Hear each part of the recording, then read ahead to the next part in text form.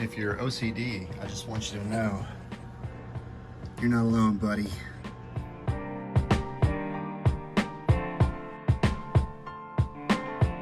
Good morning, everyone. I am making a video today about portion control and weight loss. I want to start this video out by letting you know that I know absolutely jack shit about caloric intake, nutritional value, anything of that nature. All I know is that I went from 250 pounds down to my current weight, which is 155 pounds, and these things worked for me. So first of all, if you get a moment, please like and subscribe. And if this video helps you, then and you think somebody else could benefit from it, please don't hesitate to share it with somebody else. I really like to get this message out there, because after losing that weight, I feel just so much better physically and mentally, and it's something that I always wanted to do. I was even overweight before I got sober, but then of course after I got sober, I turned it into food and I blew up 250 pounds. This is what I ended up looking like.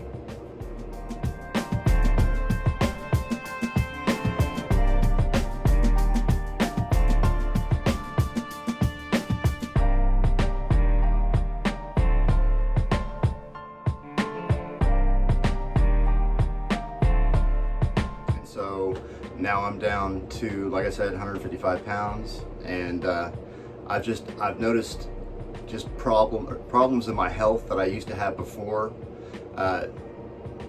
fade away with that weight, and my blood pressure's been better. Just altogether, you know, I can move around. I find myself climbing on things. I mean, I'm 48 years old. You know, I ain't no little puppy, but it's good to know that no matter what age you are or who you are, it's never too late. It is never too late. So just believe that. And so anyways, I just want to share a few things with you that worked for me. Mostly this is about portion control. One of the big reasons that I did portion control was to save money. Because I was spending a lot of money at the places that I was going every day to eat, and also I was already dieting at the time, and I wanted to kick it up a notch and really get to something, you know, to where I was meal planning and eating, you know, basically the same things every day. And so these are the things that have worked for me. It's mostly a protein-based diet, and I guess keto or whatever you want to call it. So without further ado, definitely going to need to invest in some of these. I use these for just about everything that I do on portion control. If I can get it in here, these are what I use. They're just really convenient, because the thing about, you know, portion control and meal planning, you want to make it as convenient as possible. And that's one of the great things about doing this on a Sunday. I'll come in here and I'll cook a little bit, then I'll go out there and play some video games or read or do whatever I want to do, and then take a break from that and come back in here and do some more of this and just get it done throughout the day. And before you know it, I've got a fridge full of food and I don't have to cook anything all week long. And it's really convenient. Like I said, saves money, lost a lot of weight. And so anyways, you'll want to invest in these. I'm also going to be doing a lot of cooking a lot of meats. And one of these types of pans with the insert that comes out, it's a pretty good way to do it, and you'll find out later on. Of course, you want to coat that pan with foil, save yourself a lot of cleanup later on. But this is typically what I use to make all my sausage and all my bacon, and so yeah, that's something that's good. And of course, foil, gotta have it. So anyways, I'm just kind of winging it on this video. Sorry if it's kind of pieced together, but I just want to give everybody the basics. And basically, this is just what worked for me. I'm not saying it's going to work for you. I'm just saying these are just basic guideposts. And basically, just use this video like you would a recipe. You see a recipe and you're like, oh, that looks good. But I don't like that and I don't like that. Take those things out and just use the things that you think you can use. And if it helps you, then that makes me glad, and I hope that it does, because I want people to know that you can do it. 48 years old, and I thought that it was over, and it ain't, so believe that. So these are the meats that I normally cook. I don't know if you have an Aldi near you. Hopefully you do. If not, hopefully the nearest equivalent. So this is the sausage I get from them. Typically it's $2.29 a pound. $2.29.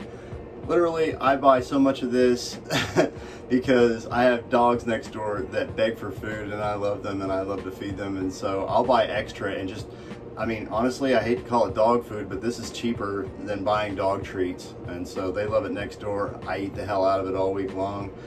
Typically take one of these, which is a pound, and cut it into thirds and form those into patties. And then this is the type of bacon that they have. This normally goes for $3.99 for a slab, and I'll do a couple of slabs a week, and just portion it into 2 strips per bag. So, but these are the meats that I typically use, and I just wanted everybody to see those. All right, so here's that Aldi sausage that I was showing you earlier. One of the good things about it is that it's a pretty lean sausage. Typically, when you buy a sausage that's that cheap, it's gonna cook down a lot. It's gonna be mostly fat, but this isn't like that. It's actually pretty good stuff. So these are 3rd pound patties that I've got put out here on top of that rack, and I got the foil underneath.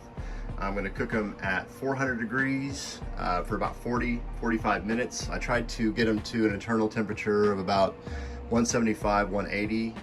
You do want to make sure that you're checking that you get it, you know, at least up to where it needs to be, because it's sausage and these are pretty thick patties. So if you got to cut them open and see. It's no big deal. It's not a deal breaker. So, and something else I typically do is I will make a foil lid and put it on the top if you don't already have a lid that comes with your rack, and that'll keep it from splattering on the inside of the oven, because if it does, then your oven's going to smoke a little bit until it works that grease off. So you do that, you don't have that problem anymore. So like I said, about 400 degrees for 40-45 minutes. Check your temperature and then just let them cool. All right, our sausage is up. Temperature checked. They are all 175 degrees internally or higher, and so now you just got to let them cool off. That's another thing about getting anything in these bags. I know I'm going to harp on it a lot, but you don't want any moisture in there, or the least amount possible. So basically, your bacon, your sausage, anything you cook, any meat that you cook, you want to let it get refrigerator cold before you package it in those bags. You don't want it to be cooling in those bags, because you're going to get that condensation, and it's going to add moisture to it, of course, and it doesn't really help with it keeping for a whole week. So just make sure all of your meats are completely cold before you cut them and package them in your little bags, and you'll have much better luck with them keeping for a whole week.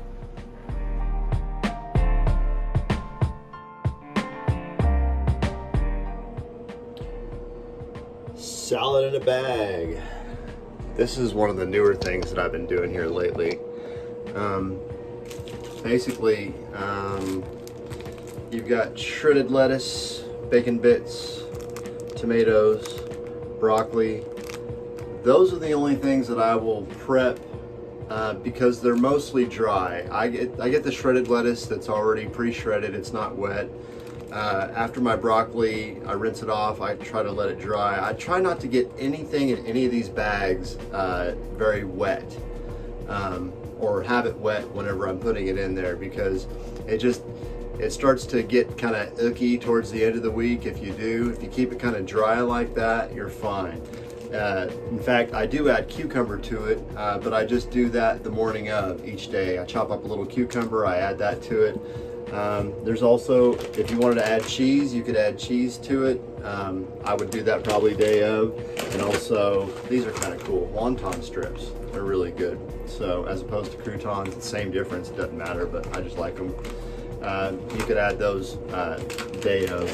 And I won't even add dressing to it, you know, right then. I will just basically the day of, after I chop up, you know, put whatever else I'm going to put in there. I'll add a little bit of my dressing, whatever kind you like. Just put that in there, and then once you get all of those things in, and you're ready to eat your portion, you just shake it up. Actually, you can just shake it up as soon as you get it all put together before you go to work. Just shake it all up, and it'll just distribute that dressing all throughout it. And then you have to have a cute little spoon. And you could just eat it right out of the bag. You don't even got to pour it into a bowl or anything. All this stuff is made to eat. Just I'm on the road most of the day, and so I got to be able to just grab for something to eat it. So all these things are super easy. If you want to pour it in a bowl, pour it in a bowl. If not, just eat it right out of the bag. It's simple. All right, about to put the bacon in.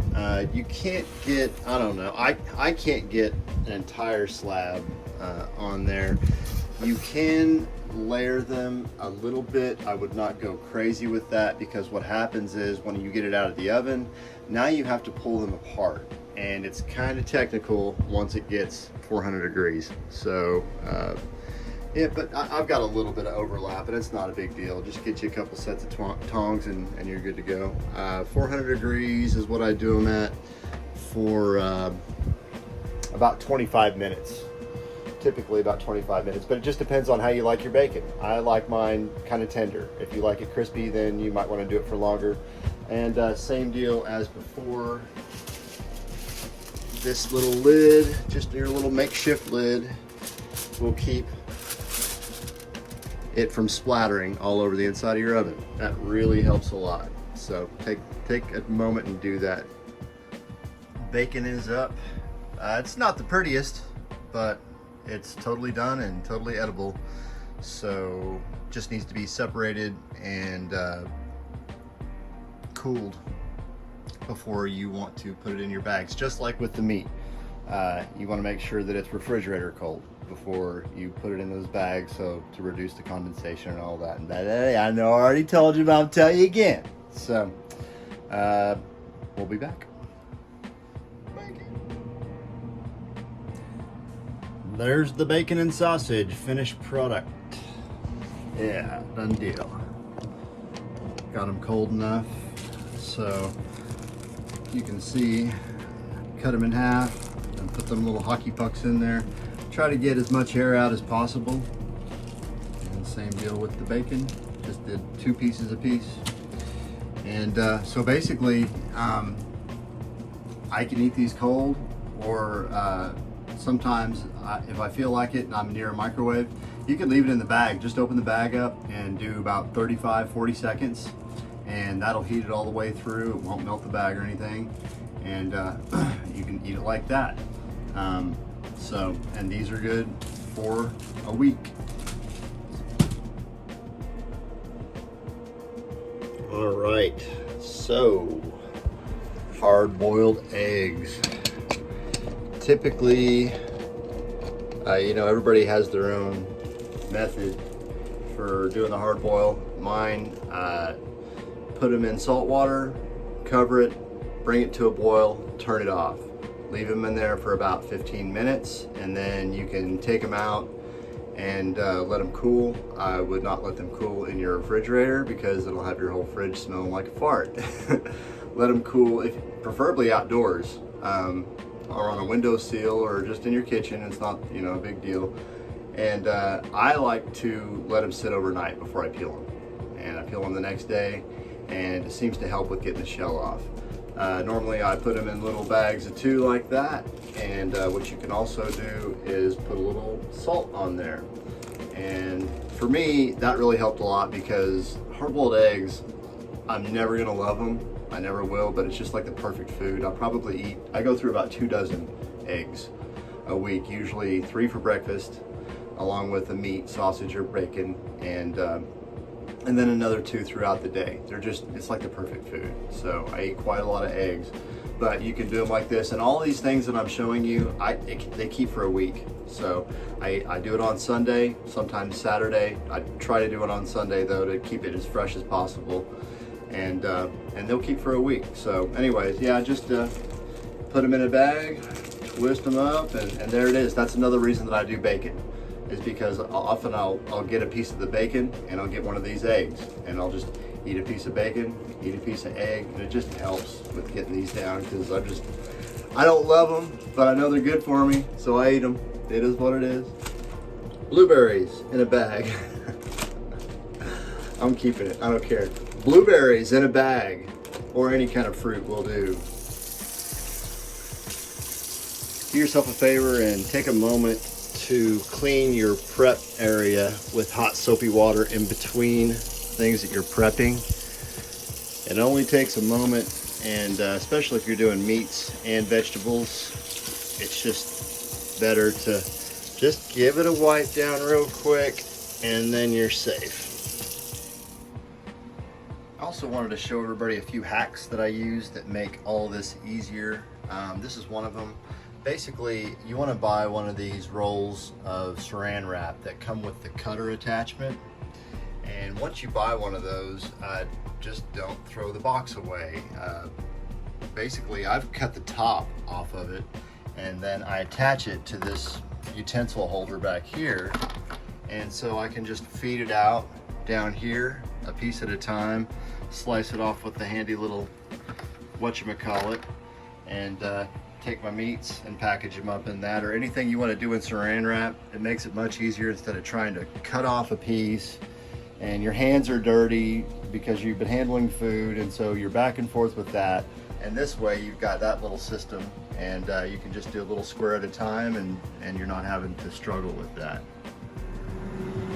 If you freeze your breakfast meats in portion sizes, you'll save a lot of money on food that would have otherwise gone bad, and it's also very convenient. You can just take one out the night before, put it in the fridge, and by morning it'll be thawed out. You can have it for breakfast.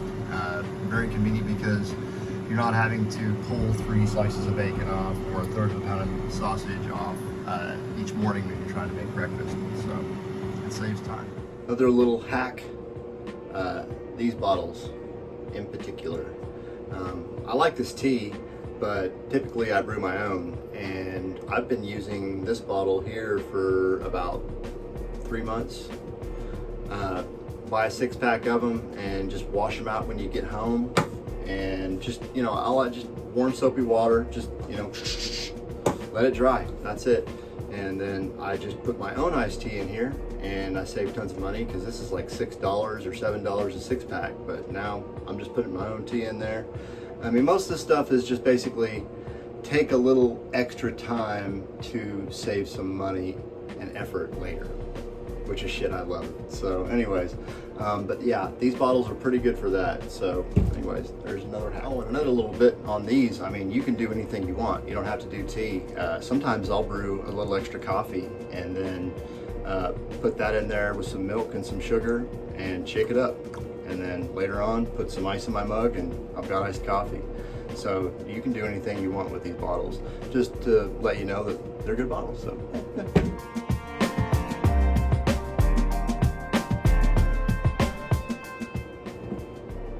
So basically on my breakfast, I'll do sausage or bacon and eggs. And then I'll do those portions throughout the day. And then for dinner, you know, just a sensible dinner. For a while I was doing taco meat, a big bunch of that, or spaghetti, and just eat that throughout the week. Chili is another good one.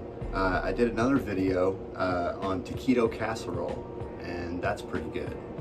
You could eat that throughout the week too. Just keep it sensible basically on your dinners. You know, you've been just eating small portions all day long, and so don't be afraid to go ahead and have something decent for dinner, you know. But everybody's schedule is different, and that's just how mine works. So one more little hack, or just the most important thing, that if you're trying to lose weight, this really helped me. Don't keep foods that you shouldn't eat in the house. Just can't have them in the house. And I know that's easier said than done if you're living with other people. Maybe there's a way you can put their foods away from yours or something like that. But just for me, if I buy something that I know I shouldn't buy for myself, and here's one thing that really slips through the cracks: you buy something that you're gonna eat for breakfast, frozen stuff, namely. And you're like, these are gonna be for my breakfast, and you end up eating those for snacks and things like that. You always find a way to trick yourself into eating things that you shouldn't eat. And that's why for me, I can't have them in the house. I just can't. Sometimes I've even bought foods and realized I shouldn't have bought it. I'm just throw it away. I know it's completely wasteful, but if I know I shouldn't be eating it and I realize it, don't say, well, I'm gonna throw it away later. Just throw it away. Just get it out from in front of your face. And the good thing is that you can also trick yourself into eating right. This video that I did, I hope that you don't think, okay, I'm gonna go and do it exactly like this. I hope you just take one thing, just one thing, and incorporate it into your life. And maybe it'll help you, and maybe you'll realize a little bit of a change, and then maybe you can take another and kind of trick yourself, you know, kind of slip it under the rug, you know. And before you know it, because this system didn't happen for me overnight at all. This is something that's been developing over the course of 2 years. I've been doing, you know, dieting, but this is just where I'm at right now. And it changes constantly because you'll get tired of this stuff and you'll have to make it different, and that's fine. You just keep the premise basically the same, and once you see your body change and you realize you can kind of manipulate it by choosing the foods that you decide to put into it, you'll get creative, and I'm having a lot of fun with it. So anyways, that's the basic gist of it, and I really hope that you enjoyed this video. I had fun making it, but I'm glad it's over. It's a lot of pressure. So anyways, till next time, y'all enjoy. Be safe.